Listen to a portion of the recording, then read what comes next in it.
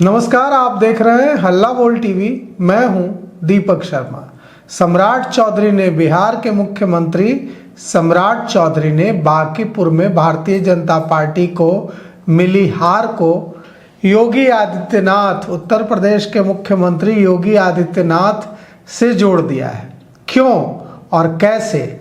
समीक्षा बैठक में बांकीपुर की हार से शुरू हुई बात कैसे चली गई उत्तर प्रदेश के मुख्यमंत्री योगी आदित्यनाथ तक, यह हम आपको बताते हैं। पटना के बांकीपुर विधानसभा बाईपोल में भारतीय जनता पार्टी को जो हार मिली, इसके बाद भारतीय जनता पार्टी ने कल समीक्षा बैठक बुलाई। भाजपा प्रदेश कार्यालय पहुंचे मुख्यमंत्री सम्राट चौधरी। करीब 2 घंटे तक समीक्षा हुई और समीक्षा में आरोप प्रत्यारोप भी लगे, लेकिन मुख्यमंत्री सम्राट चौधरी ने जो कहा वो हैरान करने वाला था। मुख्यमंत्री सम्राट चौधरी ने कहा कि बांकीपुर विधानसभा उपचुनाव में जो हार मिली है, इससे घबराने की जरूरत नहीं है। समीक्षा करने की जरूरत है, गलतियों को सुधार करने की जरूरत है, लेकिन घबराने की जरूरत नहीं है। जब उत्तर प्रदेश में योगी आदित्यनाथ मुख्यमंत्री बने थे, तब गोरखपुर की लोकसभा सीट, क्योंकि योगी आदित्यनाथ सांसद थे, तो गोरखपुर की लोकसभा सीट पर उपचुनाव हुआ था और इस उपचुनाव में योगी आदित्यनाथ की गोरखपुर की सीट, जिस पर भारतीय जनता पार्टी कभी नहीं हारती थी, गोरखपुर लोकसभा सीट उपचुनाव में भारतीय जनता पार्टी हार गई थी योगी आदित्यनाथ के मुख्यमंत्री बनने के बाद। लेकिन उसके बाद क्या हुआ? उसके बाद भारतीय जनता पार्टी वहां मजबूत होकर उभरी और योगी आदित्यनाथ के नेतृत्व में भारतीय जनता पार्टी ने उत्तर प्रदेश में इतिहास रचा। तो सम्राट चौधरी ने कल पार्टी कार्यालय में, भाजपा प्रदेश कार्यालय में जो समीक्षा बैठक हुई, उसमें योगी आदित्यनाथ और गोरखपुर का उदाहरण देकर कार्यकर्ताओं का मनोबल फिर से उठाने की, नेताओं का मनोबल फिर से उठाने की कोशिश की है। 2 घंटे तक समीक्षा बैठक चली। समीक्षा बैठक में आरोप प्रत्यारोप नहीं लगे, ऐसा नहीं है।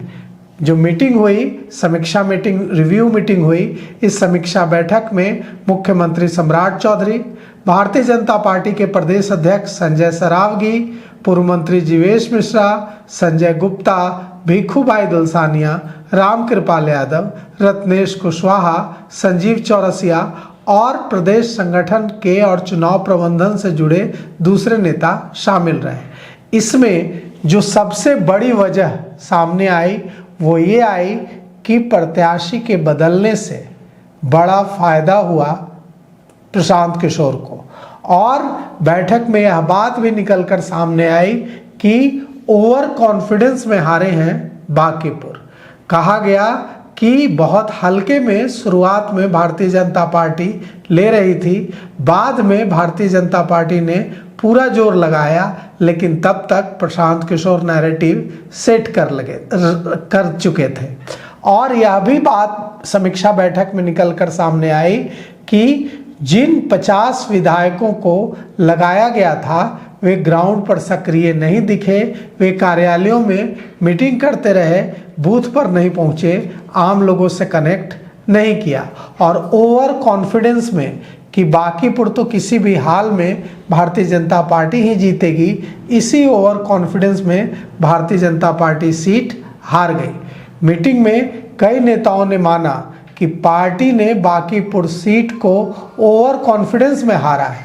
अब सवाल यह उठता है कि समीक्षा शुरू हुई है और इस समीक्षा के बाद क्या एक्शन होगा? तो एक्शन हो सकता है। एक्शन इसलिए होगा क्योंकि जो नेता कार्यकर्ता लगाए गए थे, जिनको जिम्मेवारी दी गई थी, अगर जिम्मेवारी नहीं निभाई है तो भारतीय जनता पार्टी भूलने वाली पार्टी नहीं है और न ही हार को हल्के में लेने वाली पार्टी है। जो मीटिंग हुई, उस मीटिंग में इस पर भी चर्चा हुई कि यूजीसी के नए नियम, जहानाबाद की नीट छात्रा का जो कांड है और भरत तिवारी एनकाउंटर, जैसे कांड के चलते सवर्ण समाज में नाराजगी थी और इससे भी प्रशांत किशोर को चुनाव जीतने में मदद मिली। यह भी फीडबैक मिला कि बड़ी संख्या में मतदाता के बीच जो नेताओं को पहुंचना था वो पहुंचे ही नहीं, सिर्फ रोड शो होता रहा, सिर्फ मीटिंग्स होती रही और मतदाताओं के बीच कोई नहीं गया। प्रचार देर से शुरू हुआ, ये भी एक बड़ी वजह बताई गई। चुनाव प्रचार के आखिरी दिनों में भारतीय जनता पार्टी ने ताकत झोंकी, लेकिन तब तक देर हो चुकी थी और प्रशांत किशोर अपना नैरेटिव सेट कर चुके थे। भारतीय जनता पार्टी ने सबसे बड़ी जो गलती की, जो समीक्षा बैठक में निकलकर कल के सामने आई, जो भारतीय जनता पार्टी के नेता खुद स्वीकार कर रहे हैं, वो है उम्मीदवार बदलने की गलती। सबसे तीखी चर्चा उम्मीदवार बदलने के फैसले पर हुई।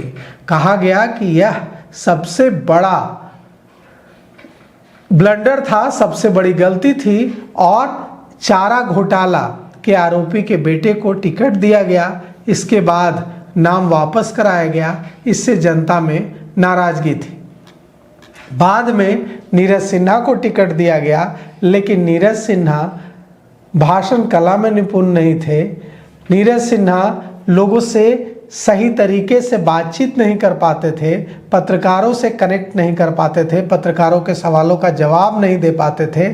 कमज़ोर उम्मीदवार देना भी हार की बड़ी वजह माना गया और इस पर भी चर्चा हुई कि उम्मीदवार संगठन का था, लेकिन जनता के बीच अपनी छवि उस तरह से प्रभावशाली नहीं बना पाया। प्रशांत किशोर के खिलाफ चुनाव लड़ने के लिए कोई भाषण कला में निपुण कैंडिडेट भारतीय जनता पार्टी को उतारना चाहिए था। इस पर भी चर्चा हुई कि 25 जुलाई के बाद जो माहौल बदला, उसका फ़ायदा प्रशांत किशोर को हुआ और भारतीय जनता पार्टी को नुकसान हुआ। छात्र आंदोलन, पुलिस का एक्शन, गिरफ्तारियां और सोशल मीडिया पर जो तस्वीरें वायरल हुई, इससे युवाओं में गुस्सा बढ़ा और युवाओं ने बीजेपी के खिलाफ मतदान कर दिया। जेएनजी की नाराजगी का खामियाजा भारतीय जनता पार्टी को भुगतना पड़ा। ऐसा लग रहा था कि दिल्ली का आंदोलन है, लेकिन दिल्ली का आंदोलन पटना पहुंच गया और पटना में जिस तरह से छात्रों का प्रोटेस्ट हुआ और प्रोटेस्ट के बाद जिस तरह से लाठियां चली, जिस तरह से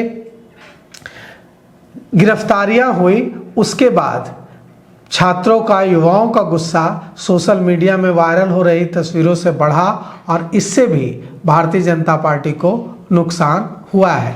बैठक में जो बैठक कल हुई है, इसमें संगठन में कुछ बदलाव के संकेत भी दिए गए हैं। समीक्षा की रिपोर्ट तैयार हो गई है और दिल्ली भारतीय जनता पार्टी नेतृत्व को भेजी जाएगी। इसके बाद कुछ फेरबदल भी हो सकता है। जिला कार्यकारिणी से लेकर प्रदेश स्तर तक नेता एक दूसरे पर आरोप लगाते दिखे, लेकिन सम्राट चौधरी ने सारी बातों को गंभीरता से सुना और कहा कि बांकीपुर के नतीजे हमारे लिए सबक तो हैं, लेकिन इससे प्रभावित नहीं होना है और मजबूती से तैयार रहना है। कहा सम्राट चौधरी ने कि गोरखपुर में हार मिली थी, उसके बाद जिस तरह से भारतीय जनता पार्टी यूपी में इतनी मजबूत हो गई जितनी मजबूत कभी नहीं थी। योगी आदित्यनाथ ने पीछे मुड़कर नहीं देखा, भारतीय जनता पार्टी मजबूत होती चली गई। बिल्कुल हमें उसी मॉडल पर काम करना है। तो सम्राट चौधरी को वही भरोसा है कि गोरखपुर के बाद जिस तरह से भारतीय जनता पार्टी गोरखपुर में हार मिलने के बाद मजबूत से आगे बढ़ी थी यूपी में, वैसे ही बांकीपुर की हार के बाद सबक लेकर भारतीय जनता पार्टी बिहार में भी अपने को मजबूत करने में कामयाब होगी। अब देखिए, भारतीय जनता पार्टी बांकीपुर की हार से सबक लेती है, खुद को मजबूत करने में कामयाब होती है, या यहाँ पिछड़ती चली जाती है। क्या होता है, इसके लिए हमें यह देखना होगा कि भारतीय जनता पार्टी ने हार से क्या सीखा। तो फिलहाल इस पेशकश में इतना ही। आगे की खबरों के लिए देखते रहिए हल्ला बोल टीवी। शुक्रिया।